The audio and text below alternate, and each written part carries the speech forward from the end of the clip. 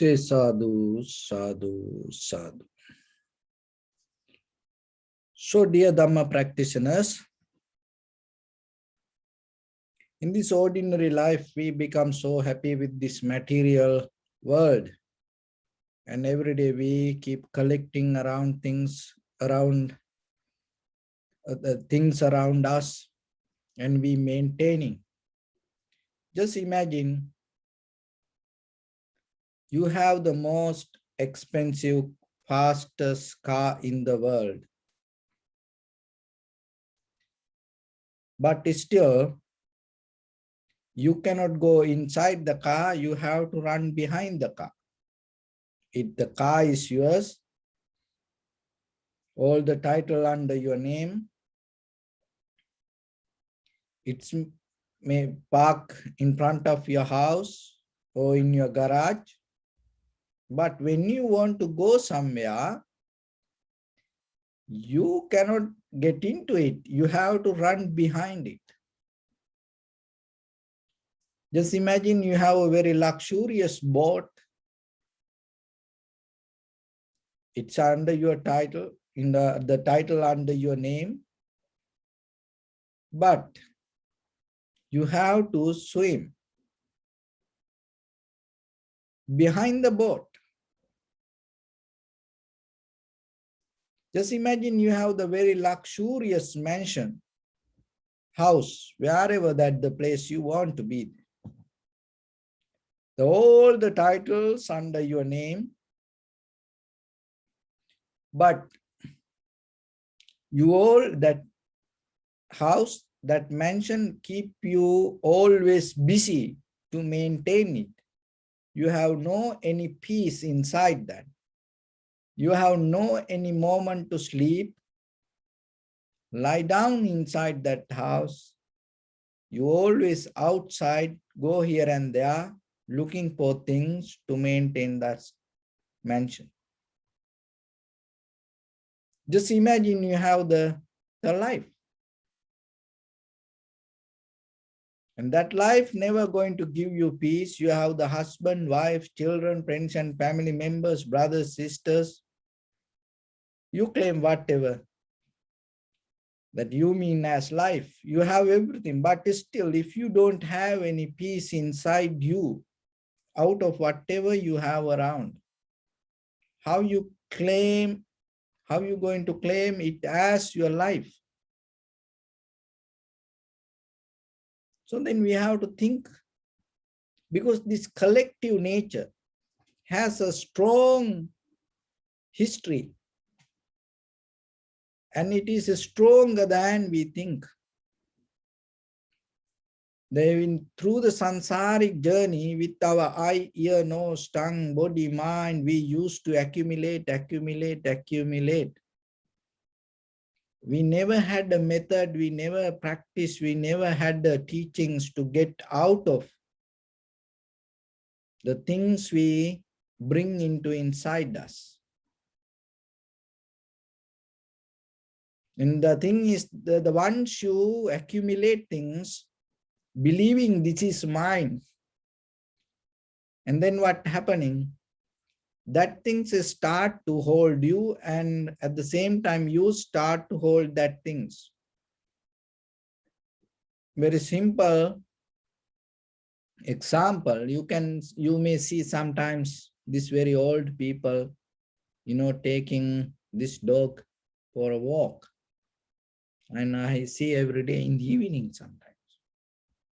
They see a neighbor sometimes in the middle of the night, 1 o'clock, 2 o'clock. Sometimes there's sound, I come out and see what is the sound. Maybe they're very old. The people sometimes get out with their dog. The thing is this, and I just seeing, and sometimes when we also get old, how I going to be? And just I always look at them. I used to be with most old people in my life. And I know getting old is not easy. So, but somehow, the thing is when the dog try to go some way, Some, yeah. They hold the, and the dog not going to listen to them. They're not going to listen to dog. You know, the both having a struggle, and the master want to go this way, the dog want to go that way. And the both struggling, very old people, you know, struggling, holding. And then sometimes they go with the dog a little bit, and then again they bring in, you know, I was watching this, you know, is we don't need to read Tripitaka sometimes to see this thing happen within us, around us. So when you get something, when you hold something, the same thing happened to us. And it start to go in a different way, and we start to hold it in a different way. And then itself, it becomes a struggle sometimes. So the thing is, at least, you know, the dog is sometimes you have power to hold and take home back somehow after the struggle. You know, you have power over it. But sometimes when it comes to our inner desires, there are things take us, and we have no any choice. We have no any choice. And even the bigger thing is, we don't know even that we don't have a choice. That is the biggest misery. Just imagine you get into a choice believing this is my choice, and you are there because you don't have a choice. See that we corrupted ourselves. We fool ourselves. So we don't have a choice, and then we believe, oh, this is my choice. No, we came to this because we don't have a choice. Then how are you going to claim it as a choice? How are you going to claim it as your free will? So that's why sometimes, you know, we have to look ourselves. We have to evaluate our inside. Don't afraid to do that. Don't be ashamed to do that. You have to do it. Because the life going to change by the time. And when you have this opportunity, if you do it by yourself, and you may see certain things which is not necessary for you. And sometimes you have done a lot of things, and out of that, whatever you did, it brings a lesson to you. At least it is good if you're able to get that lesson and you start to look for your inner development. So it's always there's opportunity when you start to look. So that's why don't miss that opportunity. And whenever you have a time, start to observe that what is happening around you. Where this everything try to take you. Maybe because this material world, it doesn't have an idea about the wisdom or the freedom or regarding your liberation. It doesn't have like that way. It has its own way to go with the cause and effect. But in your mind, if you are able to recognize the inner desire, how it keep going and following this outside world, then you start to understand this, the things around you happening according to your inner desire. And but sometimes we blame to this outside world, it happened because of that, this happened because of this, like that. But deeply, there is a deeper connection with our own choice. So once you recognize that, maybe you see how you can change it. So there is a sutta called Gabbani Sutta. So the Gabbani means the pregnant woman, pregnant mother. So the story come like this. This sutta in the Kuddaka Nikaya, as the story is like this. There was a woman, she got pregnant, and then by the time the delivery time came. And as you know, at that time, there was no any kind of special hospitals to go. The mostly people do their deliveries at home. So she was get ready for that. And then for that time, for that moment, they need some kind of good ghee, butter or something. And the ghee was at that time kind of like a holy food. So then it was a poor family, and she called to her husband and told, go and find some good butter, good ghee, because this my delivery going to happen. We need that.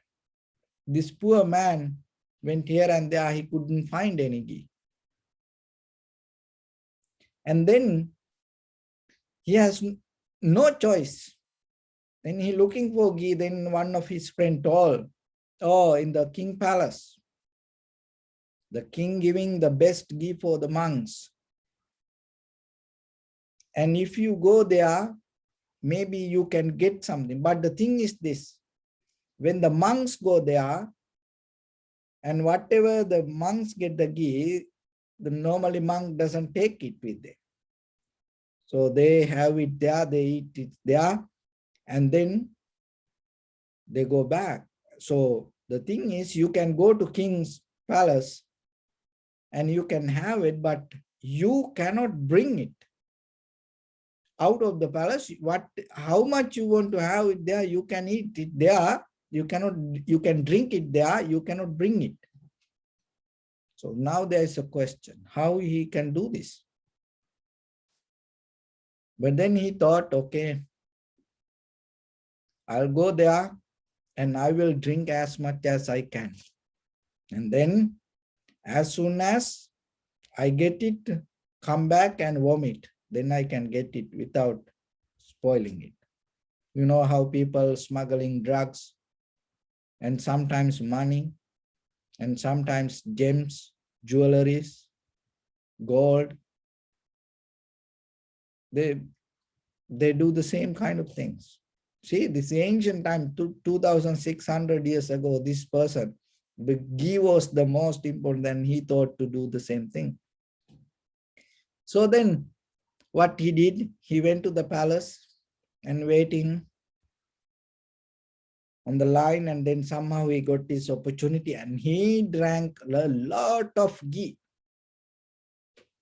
And then came back. And came back and tried to vomit it. And it didn't come out. And even he tried to flush it, it didn't go out. So from the both sides, he was trying to get this out. It didn't happen. Now what happened? The body is, at that time, it was not kind of like that hard for him. But now it became so heavy, the body start to react because it doesn't go out. Then he was in so much pain, struggling, crying, rolling here and there, shouting, asking help. And the people came and no one couldn't help him. And by the time the Buddha was passing by, and then with the Venerable Anand and all the monks, Buddha was saw this. And then the Buddha said to the Venerable Ananda, Look that person. And he drank all this ghee. Now it is stuck in his body. It doesn't come out. And he is so much pain. Until we attain to the liberation or the nibbana, this is exactly the same thing happening to all this conventional life for ordinary people. Remember this example very carefully. And it's a very short sutra with this story, with the Buddha gave this example. And we also drank so much with our eye, ear, nose, tongue, body. We intake so much things through the samsaric journey. Maybe to satisfy ourselves. And sometimes we did things to maybe with the idea to help others even. But now this everything stuck us. And look at you. You have no power over time. You have no power over change. You have no power over getting sick, disease. You have no power over dying. You have no power over birth. Why? Because we accumulated so much, it is stuck inside us, which we call the sanskara, volition. Thoughts, memory, habits. So then when a situation comes to you, when something happening to you, have you ever concerned regarding that situation? Is it a result of your struggle to get out of this pain or something else? So whatever you do in your ordinary life, just look very carefully. Is it a result of your struggle? Is there any way that you can take a very conscious decision and get out from it, or are you entrapped? Can you get out of the situation? Just very simple question. You don't want to cook tomorrow. Can you do that? Maybe you will not cook, but other people start to, declare a war. They want to eat. Maybe you decide not to watch TV. Sometimes how about other people? They're going to get so mad if you unplug your cable box. And maybe you decide, this couch, this chair, I don't need. You want to take it out. This carpet you want to change. Can you do that? Just imagine. This is in your house. This you claim it. All the title under your name, maybe half of title under your name. And you claim this is my house. This is my place. And it's under the title. This is my husband. This is my wife. It's under your name. And what you can do. So there is a situation in your life. Are you doing things as a part of the struggle? Or are you really free and it is your conscious free decision and it is come out of your free will? Or in case if you want, there is a possibility that you can change anything or like that way. If it is so, it is good. If you are kind of like a bird that can fly to any direction, And you're not forced by somebody, or go this way, you have to be this way, that way, like that. Or are you have 100%? Not forget about 100%, at least just 50%, just put a 50% first, at least 50%. Do you have that kind of, inner freedom in you? That's what you have to look. No, it is your house, but if you cannot change this, the, the dusty carpet sometimes, why you struggling and holding, believing, thinking this is mine? If you cannot change even the couch from this side to that side, you know how are you going to claim it as yours? That's why it's a kind of, we are kind of like people that we have a most expensive car, but we keep running behind it.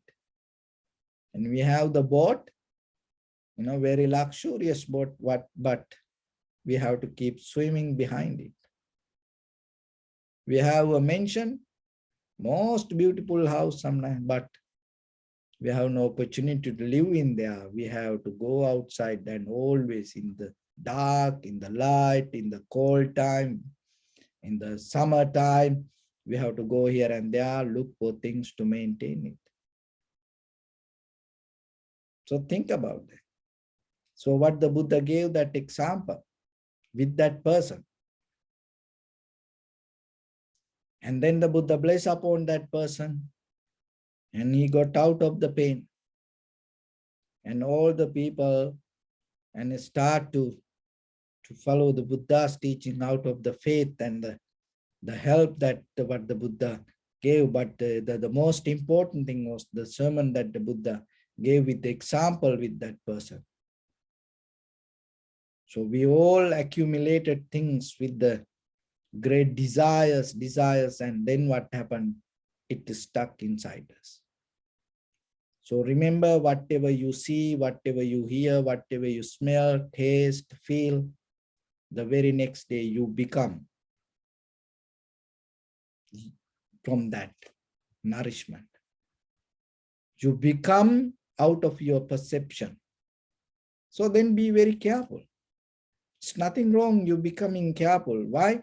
Because in case if unnecessary things come to you and the very next day you become like that, no one can help for you. So then always have a conscious decision yourself when you see something, when you hear something, smell something, taste something, smell something. It is not far away, you blocking it and throwing away things. You cannot do that. We're living in the world. We're living inside this all the things. So we have no power to escape from it. So but still, there's a place that you can filter this all. What is that place? When anything come to your eye, if you become very careful and see what this is, do you need it or not? If you can take that decision, and out of that, whatever the things happening inside you, always going to be with your conscious decision. And you mix your consciousness to your experience. Don't just be allowed to be just experience. Mix the consciousness to that. And then little by little, you will experience in a certain level that your consciousness going to govern with your experience, not your habitual patterns. And then whatever, any situation come, any hard time come, any difficult person around you, you can handle. So remember, any pain, any difficulty, You can go through that when you develop the consciousness. So then give attention to that. How you can develop it when you see, hear, smell, taste, feel. Bring the attention to it rather than collecting and holding in, grasping it, go with it, accumulating it. Just bring a little conscious awareness and see what this is. Why? Because remember, it's going to go inside you. Once it go inside you, it's not easy to take out. It may going to be with you in the samsaric, through the samsaric journey. So then, whatever you see, smell, and just imagine yourself, whatever the perception come to you, see, imagine you. Is it worth for you to take it with you?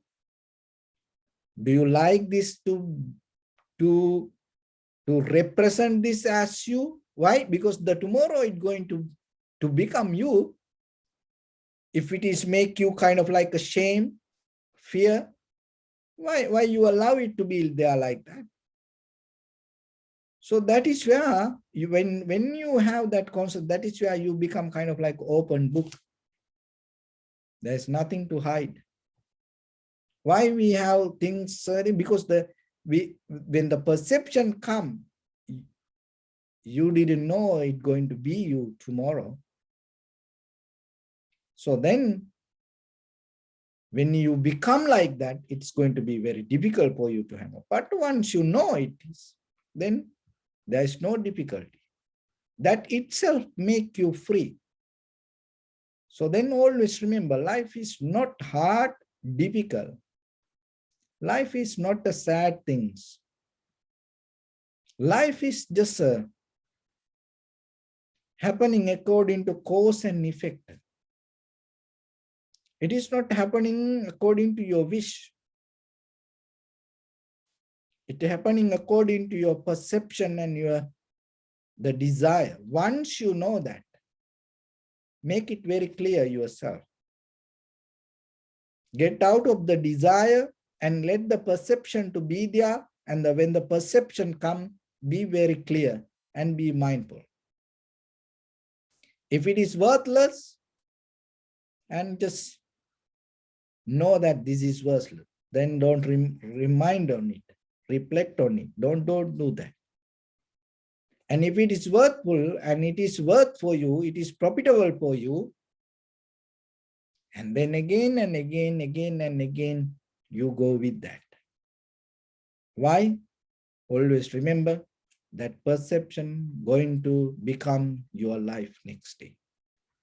In a certain level, once you start to fulfill that all the profitable skills with your eye, ear, nose, tongue, body, mind, 100%.